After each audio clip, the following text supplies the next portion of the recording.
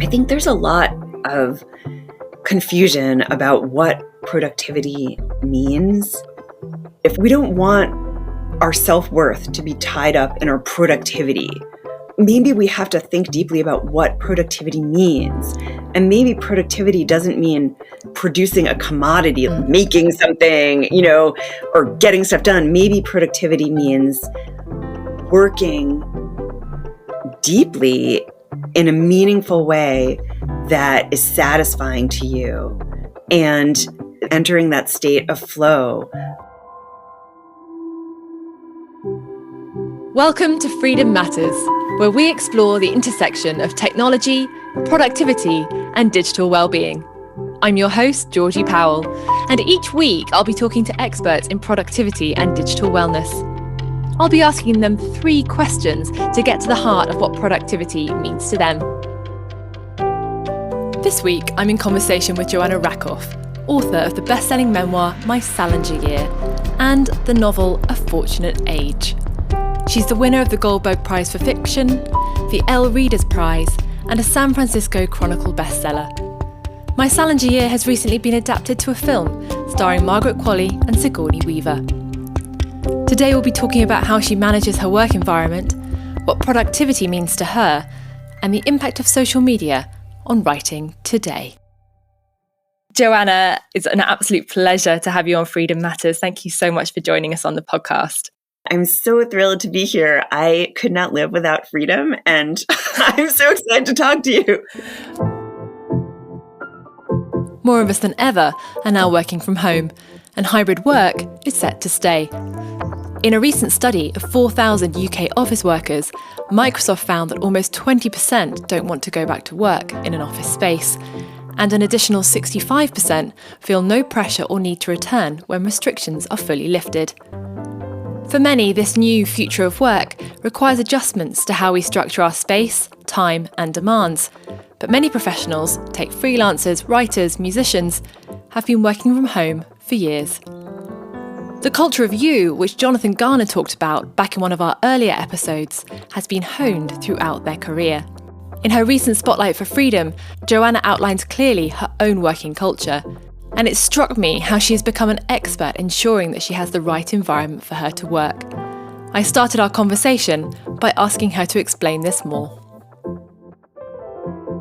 Yeah, absolutely. It's changed and evolved for me over the years as technology has changed and become more intrusive and more difficult to shut off. Everyone has their different things. I know for some people, games are huge. Yeah. For my husband, it's the news. But for me, it's social media, online shopping, and also checking email. It's hard to shut that off. And I know that once I start, I will be distracted and I can't sink deeply into my work, which is what I need to do basically every day. I'll just set the scene and explain that I have 3 kids of very different ages. One is 5, one is 12, and one is 16. So they all have very different needs, very different dramas and crises. The truth is that my work life is almost always interrupted by some emergency, especially during the pandemic. And so with these kind of real world things kind of always knocking on my door and derailing my workday, I know that I can't have virtual things interrupting me. It's hard to find space in my brain. What I do is I generally have Freedom programmed to go on usually somewhere between 8 and 9:30 p.m. at night on my phone. And then it turns off the next morning.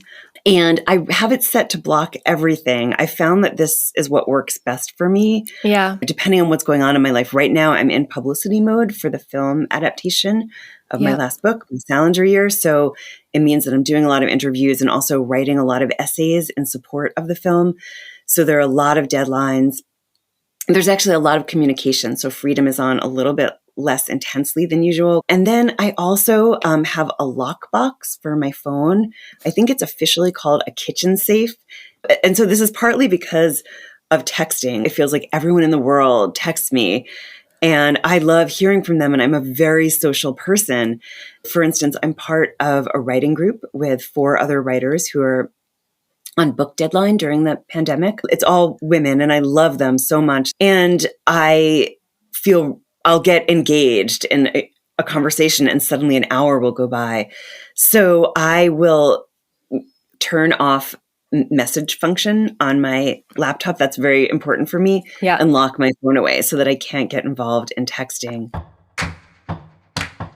The other thing that I do is, I think this is like it's now known as time blocking. And this is like a thing that lots of people do, but I've done it since I was 18.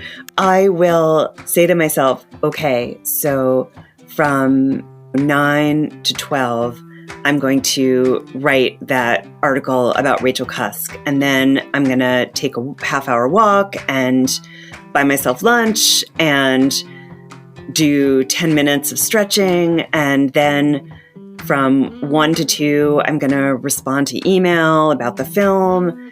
And then I'm going to make all these annoying phone calls that I have to make about like kids' doctor's appointments. And then from 3 to 4, I'm going to read over the last scene of my book. Like I do a lot of time blocking. Do you usually write that down at the beginning of your day? Yes, I do. I didn't used to. When my life was less complicated, I didn't. So back like before I had kids, or when I just had one kid, I would often just say, so at that time, I worked as a freelance journalist and book critic. In my mind, they're kind of the same thing, but now that I have perspective on it, they're really very different things. Mm-hmm. They require very different skills and types of work. That was how I made a living, writing for magazines and newspapers. And at one point, I worked half-time at a magazine as their book reviews editor. And then I also was writing a novel. And so I would block out my time just in my head. Often an interesting thing, or I think it's interesting, or it's a puzzle to me. I don't understand it. And maybe you do, Georgie. So I would often say to myself, okay, so I'm going to work on my novel first. So this is years ago, and this was my first book. I had written one novel that I had scrapped that I was like, this is bad, and just set it aside. And I had this idea for a new one, which became my first novel, A Fortunate Age. And I loved working on it. I still feel like those characters are my friends, and they're like as real to me as real people. I worked on it for 6 years. I'm a slow, deep writer. I would say, okay, I'm going to get to my office space, my shared writer space, and work on the novel. And then I'll have lunch. And then I'll do my paid work, my journalism. And it never worked. I couldn't concentrate on my novel until I had turned in that review or turned in that article or done the reporting for that article. I just couldn't. I had to get my obligation work done. So all the writing advice that you see is, and honestly, if you read my book, My Salinger Year, J.D. Salinger says this to me. He says, wake up and work on your own work first, basically. And I just couldn't. It just wasn't who I was. I had to get my obligation work done. And I enjoyed my obligation work, but somehow having this deadline weighing on me prevented me from sinking deeply into my work. I'm going to be totally honest, even though this goes against what everyone tells you to do. And in my life now, because I'm so pulled in all directions, I often will do grunt work, paperwork stuff first. And I also will often, for instance, do the dishes and straighten up my living room, throw in my laundry, just do stuff that doesn't require that much thought, but that is kind of weighing on me. I'll often do it first. It was really interesting to me that as a working parent, Joanna had come to accept that distraction from real life was, to an extent, inevitable. Perhaps acknowledging that is useful for many of us. Her work environment is also clearly something that she's thought about and honed over the years. But through the course of the past year, the pandemic has created a huge disruption to that space, as indeed it has for many people. She explained to me how she had subsequently chosen to evolve. So everyone is different. There are people who work really well in public. And for me, that's not the case. I need to be somewhere quiet. I need to be able to get up and make myself a cup of tea and stare in the mirror and put on lipstick, which I really actually do that sometimes to help me feel more awake. I do that too. I just need to be able to kind of putter around. It's a huge part of my work methodology, I guess, that I need to be able to putter around. Yeah. During the pandemic, one of the really big problems for me is that I was surrounded by people in my house all the time. And it was impossible for me to work on my book. So just to back up, as I said, I have a new book due, and it's a memoir. I'm also working on another book that is not due yet, which is a novel that would have been much more fun to work on. It sort of directly relates to the pandemic, actually. And it's just fun and exciting. And the memoir that I'm working on is about a very dark and difficult family secret and my investigating it. It's about my siblings dying and it being kept a secret. It's really difficult stuff. And it really requires me to kind of steel myself. So point is that the real point is that for part of the pandemic, everyone was home. All three kids, my husband, who was on Zoom meetings all day, he's a professor and he's the head of a huge department at MIT. And I just couldn't do anything. I couldn't focus. I have a little writing shed in our backyard, and I would go out to work and a child would come out 1 minute later. I would open up my laptop and a child would come out and be like, "Where's the oatmeal?" or whatever. Or they would be fighting outside my door. And so what I did, and this falls into the category of throwing money at a problem, is my husband and I rented an office space in our neighborhood. It actually is a sort of a little tiny apartment, and it really changed our lives. My husband could come here to do his meetings, and without a 5-year-old running in and saying, "Can you wipe my butt?" And I could come here and just be quiet and write. And it definitely has been what people call a game changer for me. But it's your right. And sometimes it's just worth investing sometimes so that you can do the right work. Yes. Yeah. I know this isn't a podcast about finance, but sometimes you have to think about what is a worthwhile investment in my work. Is it, maybe it's more important to devote finances, if you have those resources, to an outside space than to something else, than to a vacation, or I don't know. Sometimes for some people, depending on what kind of work you do, it could be more rewarding. For me, I hope this doesn't sound crazy, but I honestly am often my happiest when I'm working deeply. Some of my happiest memories of my whole life are from this month-long period when I was racing to finish My Salinger Year. And I lived in New York at the time, and I was married to someone else, and I had 2 relatively small kids, and I didn't have that much childcare. And so I was very behind on the book, but I needed to turn it in because I needed my advance money. And I also just needed to be done with it psychologically. And I would have 2 nights per week where I didn't have to pick up the kids from school and I could just work for 16 hours a day. And those memories of just being so deep in my story and being able to have full control of it and figure out, what are the threads of the story? Are the threads balanced within the book? Have I gone deeply enough into this character? What do I need to change here? Do I need to shift this timeline? Am I allowed to do that even though it's a memoir? Just wrestling with these problems without interruption. That was one of the happiest periods of my whole life. So for me, investing in an office space was a very good investment. I feel that a lot too. For me, it was never about the time, the hours you spent working. It was more about the energy you got or lost as a consequence of that work and the work that you were doing. And you can work massive hours, but if you're working on something that you genuinely have passion and love for, it gives you energy. It doesn't take it away from you. Yes, that is exactly how I feel. I think there's a lot of confusion about what productivity means. And we don't want our self-worth to be tied up in our productivity. Maybe we have to think deeply about what productivity means.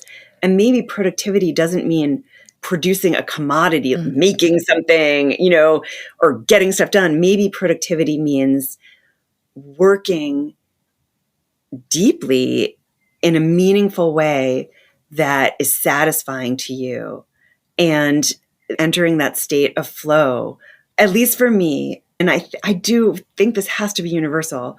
When I'm sitting at my desk trying to work and a million texts are coming in and I'm tracking back and forth between an article that is about something that I've thought about for years and years and years that's hugely interesting to me, and I'm trying to carry an idea forward and take it to, its natural conclusion.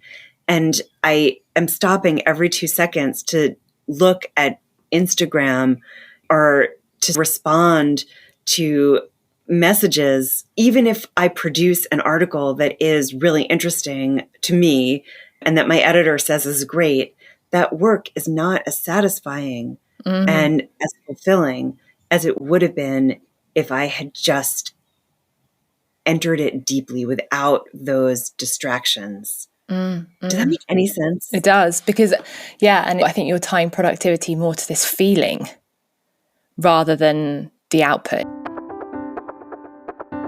Joanna told me a recent story to show this case. After a few busy weeks of publicity for the new film, a book review she was due to submit for the New York Times was late. She didn't want to be late. She respects both the author she was reviewing and the paper, but life had just gotten in the way. Finally, she had a few days of clear time to sit down and write, and yet she couldn't. She sat on the sofa for a day and a half, staring into space. It was only at the end of the second day that she finally could summon up the energy to sit down to her work. I had been pulled into the world and pulled in all these directions for weeks. And I was also tired, which is a huge part of all this. Like when you're tired, it's very hard. And I just couldn't bear to even look at a screen again. And the next day, it was raining, but I ended up taking a very long walk. And then finally, at the very end of the day, I just sat down and in 45 minutes wrote the whole review. and I turned it in and was like, oh God, is this okay? What have I done? Are they never going to have me write for them again? And also, did I do this book, which is actually wonderful? Did I do it justice? I think that I was able to do this deep work very, very quickly, because even though it felt like I was slacking off, I was really just allowing my brain to kind of breathe. Yeah. And I think sometimes, no matter what kind of work you do, you need to allow yourself time to not be pulled in all these other directions, to not be distracted by all of these apps, to not be, productive, air quotes, like to not be ticking things off your to-do list all the time. Joanna is clearly very thoughtful about the impact that technology is having on her life and her work. But as an observer of the literary world, does she have a view on how it may be affecting writing more generally? How is it affecting younger authors? Is it affecting the work that they too are producing? I think young people entering the literary world now, first of all, they've grown up with smartphones, with social media, and that's just part of the fabric of their lives. And I think that they feel a lot of pressure to build platforms for themselves, maybe even before they've started to write a book. This is a question I get a lot and that I see discussed. And there is a real world component to this that definitely publishers are paying attention to things like this. It doesn't necessarily, as far as I know, mean that much for me or for, Zadie Smith or writers who are a bit more established. But I personally know someone who, submitted a book proposal to her agent, and her agent said, well, if you had more followers on Instagram, we could sell this, but I don't think we can sell it.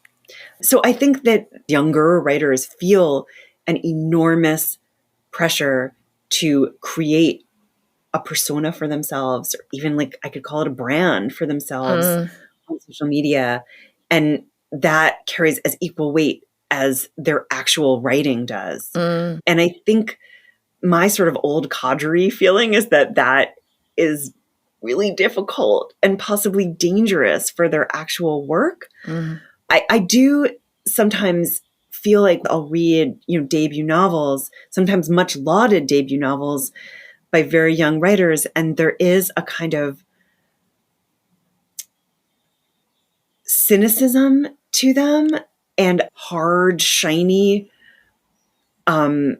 quality, a kind of flatness. Like they're not necessarily bad, but there is a kind of hardness to them that is not quite what I'm looking for in a novel. I really want a novel that is broad and far-reaching and goes really deep into character and isn't just looking at the surface of things. And I do wonder if this has to do with technology. There's also, this is getting into like dorky literary stuff, but a lot of novels by very young writers, especially those who have sort of huge followings on social media, are written in the present tense, as in like I walk into my office, I see my boss there. And I wonder if that has something to do with the fact that young people today are so encouraged to live in the present tense, to document their lives and to package their lives and commodify their lives on social media. Before we go, I wonder if you were to be giving advice to other writers out there about how they think about productivity, what would you say to them? I would tell them that your goal as a writer is not just to produce something, right? The goal is to create a work of literature that is going to resonate with readers and have a life of its own that perhaps will go on even when you're no longer there. And to just allow yourself to sink into that work and not be distracted by what others are doing and not be distracted by the pace of the world around you, to write the book or the article or the essay or the screenplay that you want to write, to fill the hole that you see in the world, to write the book or essay or article that you want to read. All right. Thank you so much. I feel like I just wish I could meet you face to face and hang out. I really want to be your friend. I know. I feel You're just amazing. You're just amazing. And I'm so grateful for all your time and your wisdom. And you really are a real inspiration to me. Thank you for joining us on Freedom Matters. If you like what you hear, then subscribe on your favourite platform. And until next time, we wish you happy, healthy, and productive days.